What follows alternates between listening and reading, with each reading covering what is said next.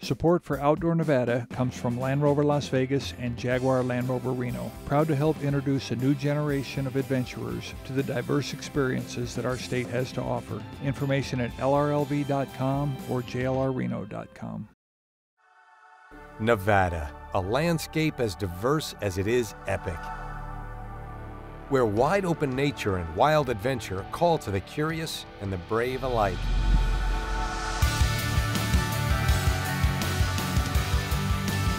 Come on out, let's go for a ride. Excellent.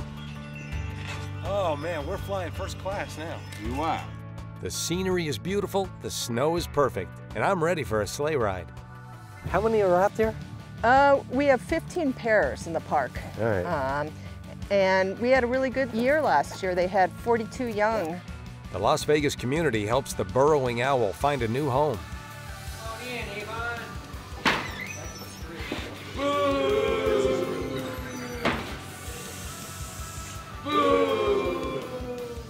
And I'm at Bonnie Springs Ranch, a Wild West escape just 30 minutes west of Las Vegas. We're going to start out with what I call Buckaroo Carrot Cake. Really? One of the favorites on the cattle drive, cream cheese frosting. Yeah, just delicious in the Dutch ovens. Why are we talking? Let's get going. The Dutch Diva is at it again, and I'm getting my just desserts.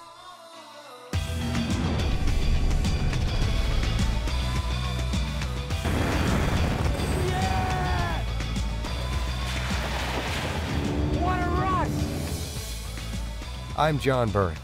I have a passion for the outdoors. Today we're in the Valley of Fire, and I'm on a mission to show you the one-of-a-kind history, science, nature, and adventure you find when you step outside. This is Outdoor Nevada.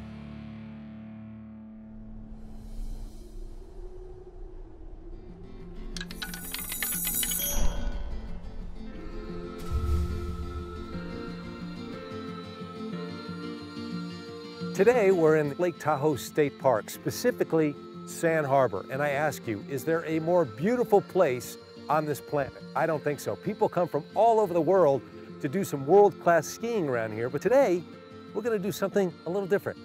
A time-honored tradition, sleigh rides. Tahoe is one of my favorite places, and I'm ready to see it in a traditional European style.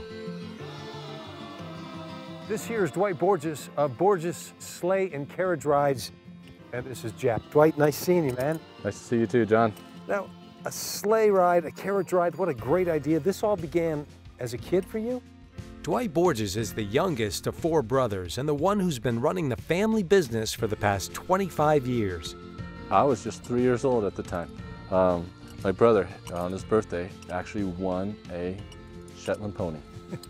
Through a raffle ticket at a car dealership. Little Joe is what we named him, and brought him home, and we just played with him. He's just the cutest little guy, and my dad's really good about building things. And he says, you know what, it snows up here, let's build a Little Joe a sleigh so we can have some fun with him in the wintertime, too. And so we hooked him up to the sleigh around the neighborhood, just cruising around the neighborhood, and neighbors came out of the woodwork, and we just had so much fun playing. And one of the neighbors happened to be a hotel manager and said, hey, why don't you go across the street, talk to the guy who owns that big field over there, see if you can do sleigh rides. My guests would love doing this. And we went in and he said, yes, we can use this property. And we've been dashing through the snow ever since. And when was that? That was the winter of 1967. Sleigh and Carriage Rides in Lake Tahoe was established in 1969 with only 1 horse and 1 sleigh.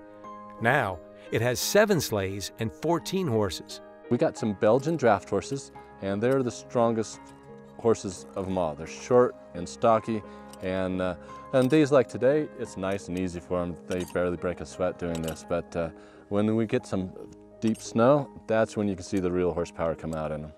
When full grown, Belgian draft horses typically weigh around 2,000 pounds.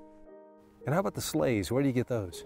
Well, we've made a lot of them, but we also get them from the Amish in the Midwest, and there's even a sleigh builder back up in Canada, Quebec. There we can get some sleighs as well. Well, I got to tell you, coming out here, I can't think of a more beautiful thing to do, a greater thing to do, and I see that you take good care of the horses, so thanks for having me out today. Absolutely, John. Now it's time for a ride. I'm meeting up with Dale Penny, one of the sleigh drivers for the Borges family. Dale, John, how are you? I'm great. You, sir? Come on out. Let's go for a ride. Excellent. Oh, man, we're flying first class now. You are. This is Chance. He's the oldest horse that we have, the Borgias have on the ranch. He's 35 years old.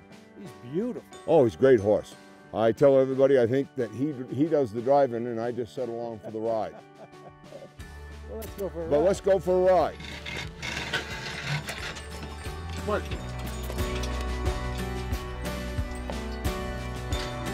Is it fair to say that this is your office? This is my office. This is where I go to work every day. I punch in every day when I get here. And either I'm going to have a little sun, I'm going to have a little clouds, a little wind, but this is my office. Over 2,000 people ride the carriages every winter. It's easy to understand why. Look at these views.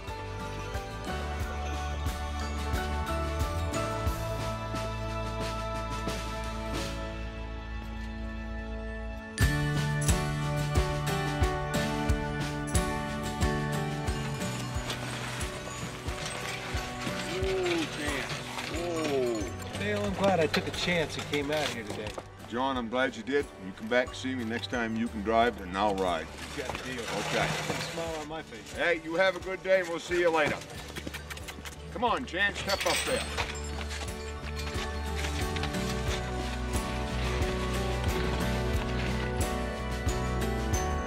Took a couple of chances today. Took a chance and went down to Sand Harbor to do a sleigh ride out in the beautiful countryside with a horse named Chance. Had a great time, met some great people. I guess I scored on all counts.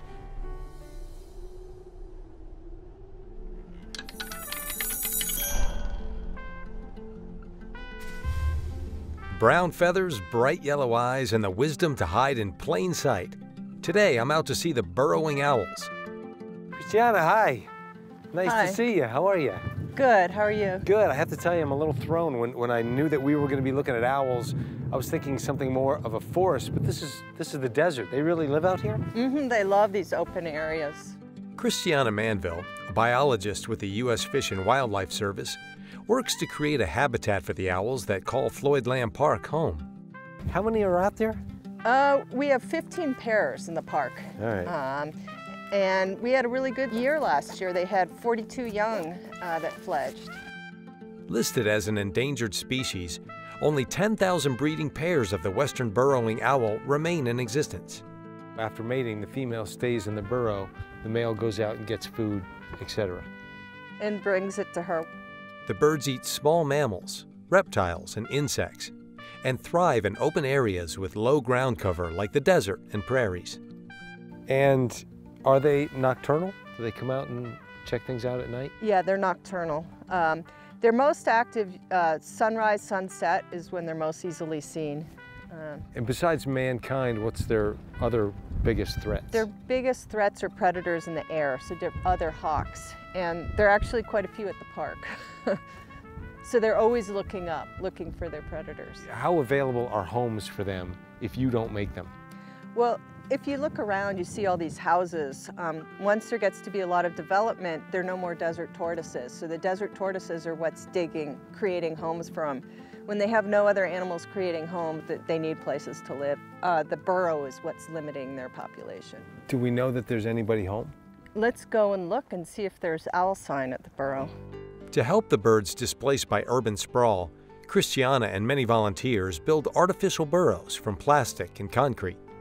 So this is one of the artificial burrows. Yeah, so we have 3 burrows here. It's sort of like rooms in a house. So we install them in clusters. So they can cache food in one burrow, they can have their eggs in another burrow. Oh, they do that? Yeah, and so let's look for some owl sign, and that will let us know if the owls are using the burrow. You want these, John? What is this? These are bones, Yeah, mouse bones. These are mouse bones? Yep. It means someone's been here. You can't tell how old. This could be quite old. We really want to look for owl pellets because those are recent. How successful are the artificial habitats as opposed to the natural? Well, so we started this project in 2010, and we only had 4 pairs in the park. And then as we put in more artificial burrows, now we have 15. That's got to be very satisfying to you. It's a very popular species. People really are drawn to this owl. Once you see them with their big yellow eyes, and they're very expressive with their eyebrows, you know, and there are tons of people around us in Las Vegas. You know, we're very close to everything. And so people like getting involved and getting to know nature. The burrowing owl is one of the smallest owls in North America. They nest in the spring, and females lay up to a dozen eggs called a clutch. What's the average size family? If this works and eggs hatch, how many can you expect? Well, in the Mojave Desert, we don't have as much food as other parts of the country. So here, an average size in a good year is 5. We've had, in a dry year where there was no rain, we've had as little as 2. And a lot of burrows didn't have any chicks. This seems like it would be kind of attractive to a snake or maybe another kind of critter. Do you get that problem, and what do you do? Predation is a huge problem. That's why we have these cement blocks. It's to keep like coyotes from digging up the burrow. Out here, have the artificial burrows superseded the natural burrows? Yes, we have more artificial burrows now. And do you want to see how we put one together? Because apparently it's very important, so I'd like to know. Yeah, let's go take a look. The volunteers constructed multiple burrows for the owls, and with a little help from their friends, the birds are moving into the subterranean dens.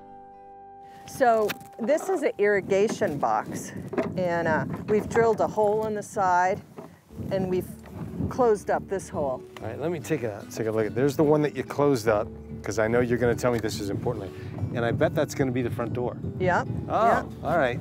Okay, so then what? And it's the jumbo size because we like these owls. We want them to be happy. We flip it over and we bury it. And then, so this has 3 feet from the bottom.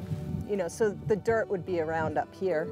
And then we connect this irrigation pipe, and it's really important that you have one that has slots on it. And then we have a slope coming up, a tunnel that we put the piping in. And then the final piece is the cement block. Okay.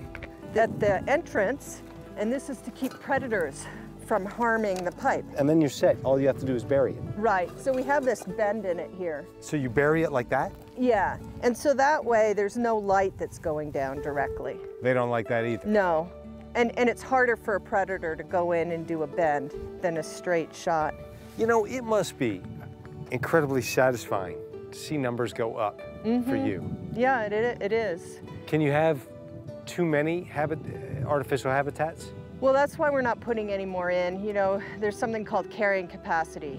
So for the owls, it's how much food there is. If we create too many homes, there won't be enough food for everyone. So we're going to stop at the 17 burrows in the park. At sunset, the owls emerge from their homes in search of prey, and all the conservation efforts pay off. It's fantastic. You can see them, they're just sort of surveying the field, getting ready to go hunting. It's great. You know, if it weren't for you ladies, we really wouldn't be able to come out here and enjoy these owls, and we probably wouldn't know everything that we do know about them. So all the hard work and the housing that you're providing for them, just on behalf of everybody, thank you so much. Thank you. It really goes a long way. Thank you. Fantastic. Thanks.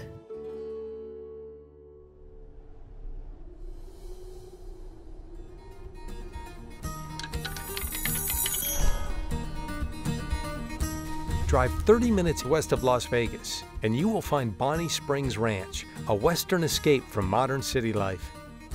In the 1800s, this area here, right outside of Red Rock Canyon, was known as a pit stop for people making the journey to California by covered wagon. Well, nowadays, it's known as Bonnie Springs Ranch, and it's a pit stop for people who are looking for a whole lot of fun. Let's go talk to the owner.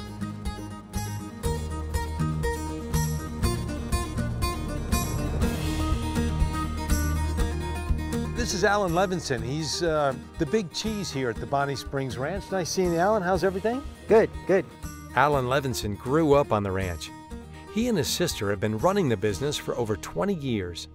Now, how did this whole thing get started? My mom used to deliver turkeys to Vegas, and a friend of hers owned a restaurant, and he knew about this place. There was just a bar here and a little house and a few cabins, a couple little cabins people lived in.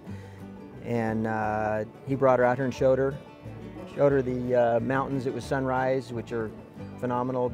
And shortly after that, she leased it, and then she bought it. Bonnie Springs is named after Alan's mother, Bonnie McGaw. She purchased 115 acres of land here in 1952 and built it up to what it is today. She knows what she built. She built a legacy, and my sister and I have done what we can do to make sure it keeps on going. Located on the old Spanish Trail towards California, the ranch originally came about in 1843 as a rest stop for wagon trains. You can physically come out here, spend the night at the motel, horseback riding the next day, dinner, the old western town, and you could venture out into Red Rock, which is, we're right in the middle of, and spend quite a bit of time out here. Right next door is the Red Rock Canyon, the first national conservation area in Nevada. It holds a world of outdoor adventures in itself. And you also have entertainment, right? Don't you have shootouts and hangings? In the old western town, we have the shootouts, the hangings. Come out right now. Never! 1, 2, 3. The melodramas. Oh man, Avon. Come on in, Avon.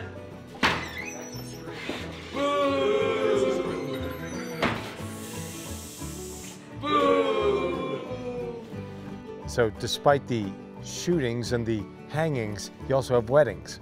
Yes, we built a chapel in early '94. Actually, my dad had found a chapel in middle of Nevada that he really fell in love with. He thought was great. It had a lot of really great history. It was in one town. The gold ran out, so they jacked it up and moved it to the next town. And then the story goes that gold ran out in that town. They moved it back to the other town. They got some new mines going or whatever. So he had found it, checked it out, loved it, went back, took dimensions and drawings of it, and we built a semi-copycat of it. While in the ranch, visitors can also check out a very unique petting zoo. Petting zoo has everything from guinea pigs, rabbits, as far as the small stuff, flying squirrels, emus, deer. There's some miniature horses in there, miniature donkeys, coyotes, Patagonians, birds.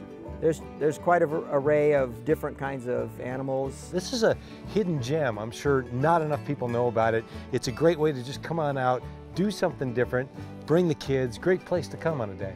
Yeah, you can jump up in the morning and get in your car and get going slow and come out and have a nice breakfast and spend the afternoon and be back in town late in the afternoon, do whatever you got to do. Hey, thanks for letting us poke around, look under the hood. Really appreciate it. No problem, anytime. Bonnie Springs has been serving out-of-towners since its days as a stopover for weary travelers bound for California. Back then, it was known as a desert oasis, and today, it's all that and so much more. Petting zoo, good food, old-time shootings and hangings. The next time you want a slice of old Nevada, make sure you make it out to Bonnie Springs Ranch.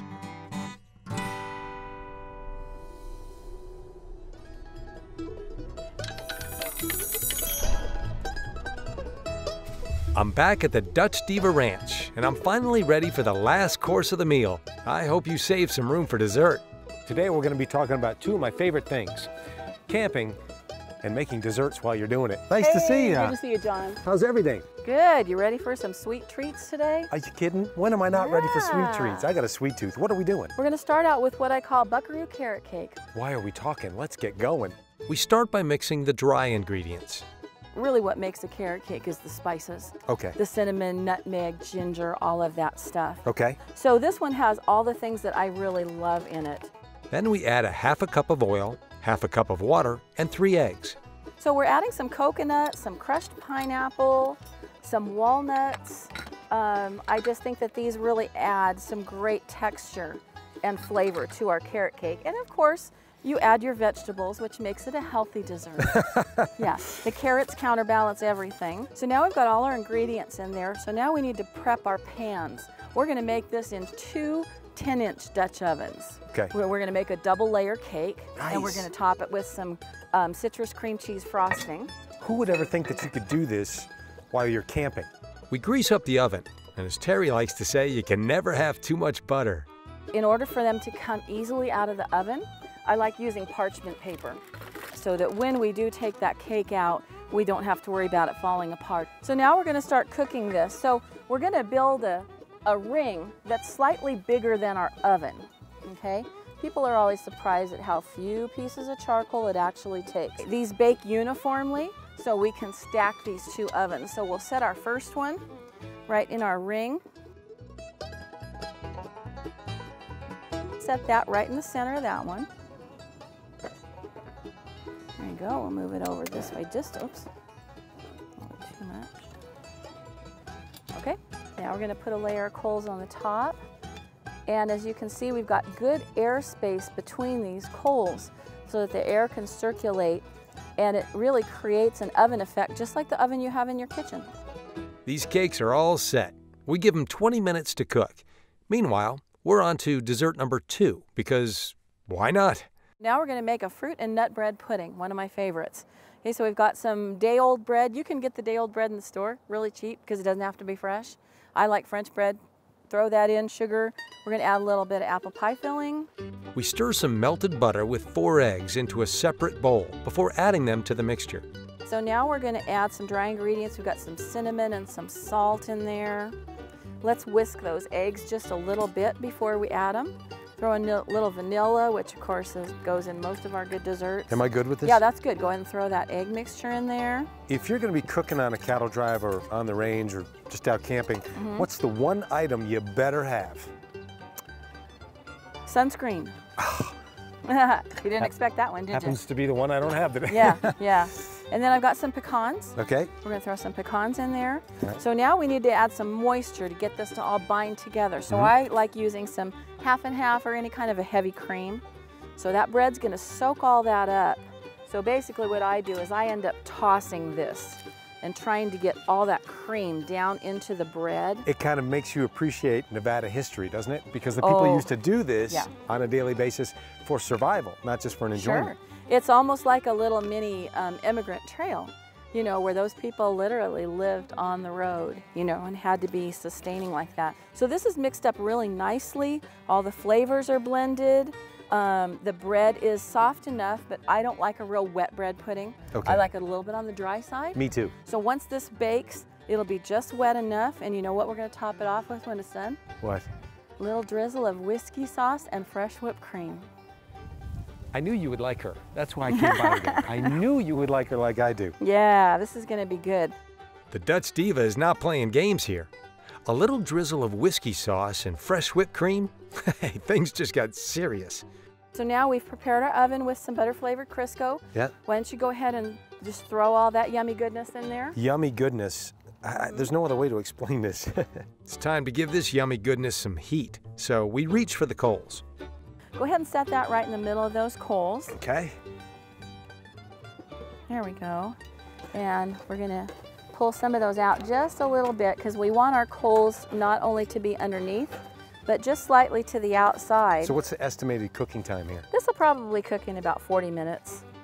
Yeah, for it to really set up, you know, and not be too wet. I have a couple of rules. I will let it bake until I smell it. And then when I smell it, I know that it's cooking, and then I'm gonna look at it and see, is it cooking evenly?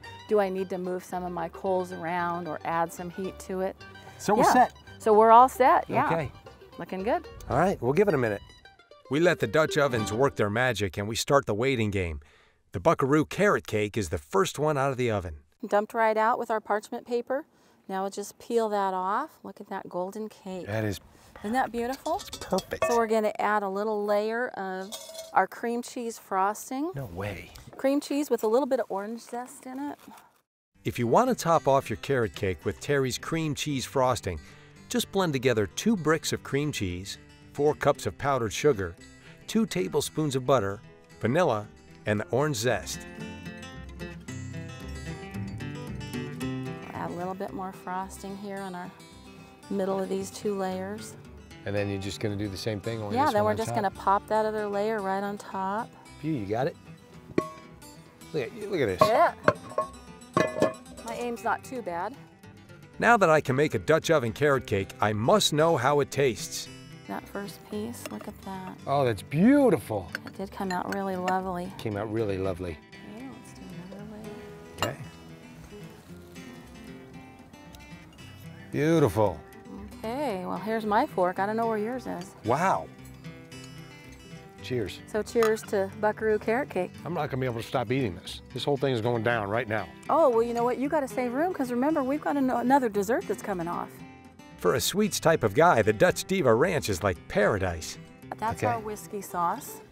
And you don't put a lot on. It really is just a little drizzle over Okay. the top. Okay. And then top it with some whipped cream. And here it comes.